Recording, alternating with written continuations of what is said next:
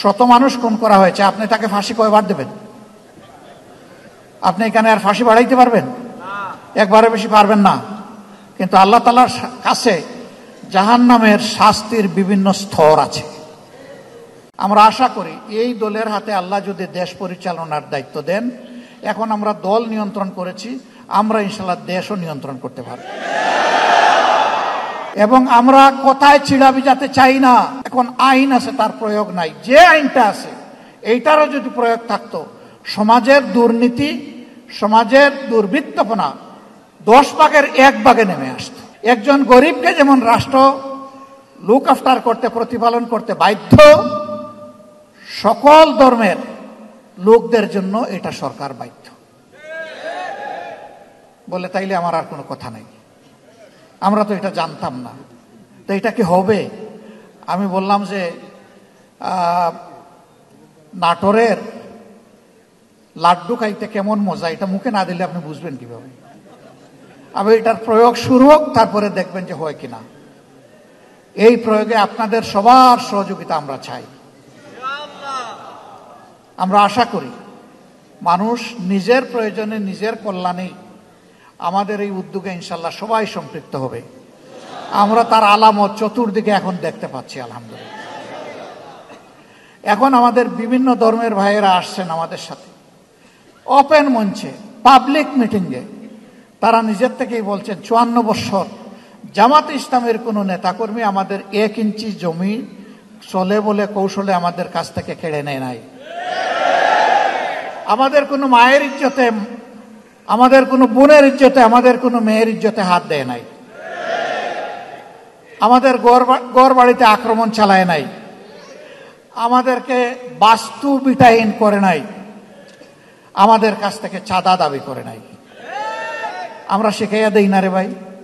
তাদেরকে বলি যে আপনি আপনার মনের মতো করে যা ইচ্ছা তাই বলতে পারেন, আপনি বলতে থাকেন। হ্যাঁ, তারা সেখানে এসে তাদের উপর নির্যাতনের কিছু কথা বলে, কিছু দুঃখের কাহিনী শোনায়।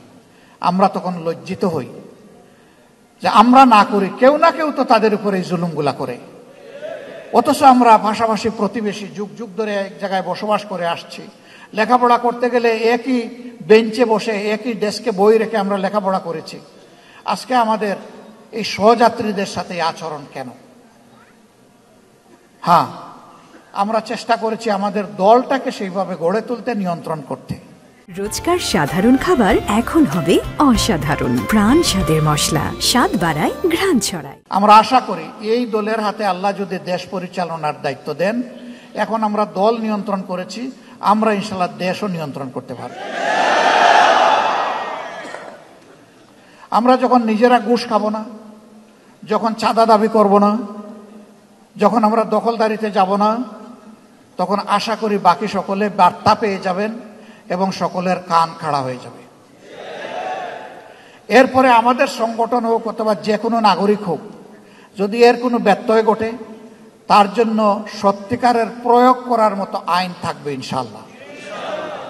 এখন আইন আছে, তার প্রয়োগ নাই। যে আইনটা আছে এইটারও যদি প্রয়োগ থাকতো, সমাজের দুর্নীতি, সমাজের দুর্বৃত্তপনা 10 ভাগের 1 ভাগে নেমে আসতো।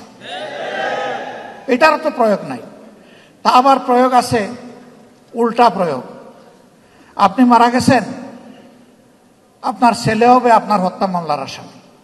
মেরেছে সরকারের দুষ্ট বাহিনী অথবা গুন্ডারা, আপনার ছেলেকে করবে খুনের মামলার আসামি।